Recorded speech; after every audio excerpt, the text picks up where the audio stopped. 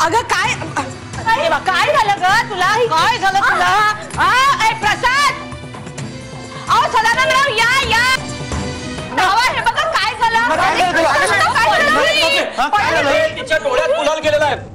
प्रसाद हिला वरच्या खोलीत घेऊन जा. तिच्या डोळ्यावर जेवढं मारता येईल तेवढं पाणी मार, म्हणजे बरं वाटेल तिला. तरी 10 वेळा सांगितलं तिला जरा सांभाळून कर पण ऐकेल तर शपथ ना.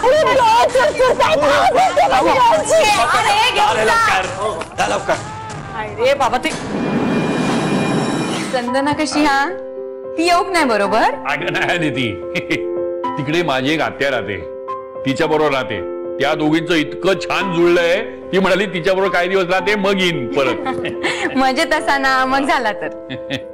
हे सगळं जाऊ दे, वृंदा इथे व्यवस्थित राहत होती ना? हो एकदम मजेत.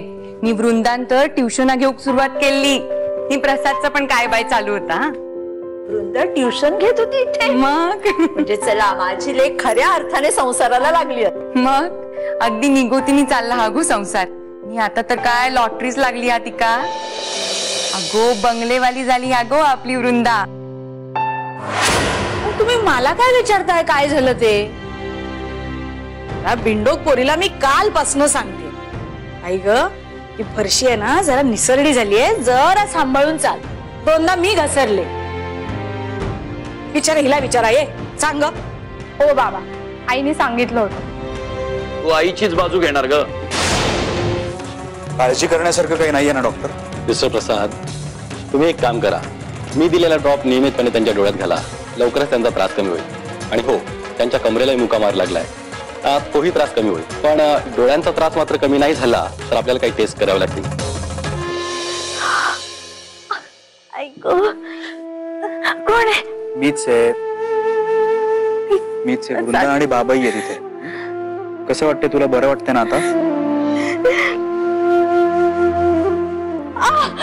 तुला काय होतं?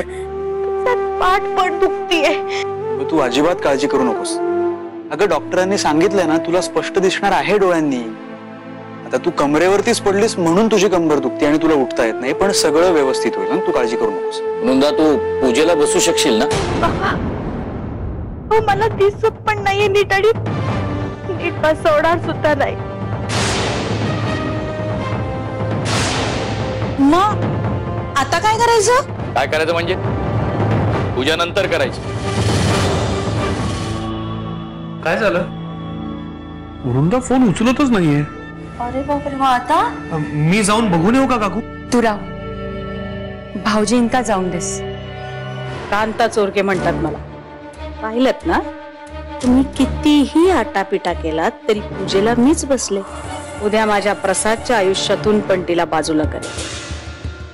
या बंगल्याला साजेशी अशी दुसरी सून प्रसादची बायको म्हणून घेऊन येईन, तेव्हाच स्वस्थ बसेन मी. त्याशिवाय नाही. नैवेद्य कुठे आहे? कोणीतरी नैवेद्य घेऊन या. हा मी आणते. थांब ग, परत ही धडपडायची. आले ना मी, कळत नाही ना.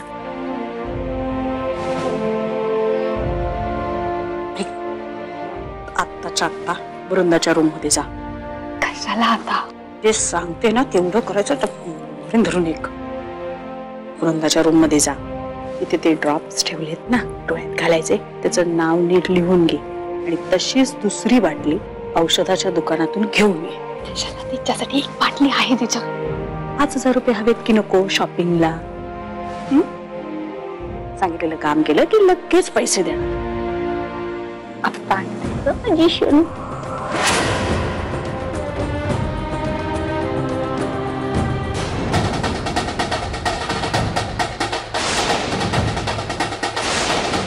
अजून कशी आली नाही ही प्राची? एक काम सांगितलं तर इतका वेळ. तसं तूच का? कोण आहे? मलाच भास झाला वाटतं.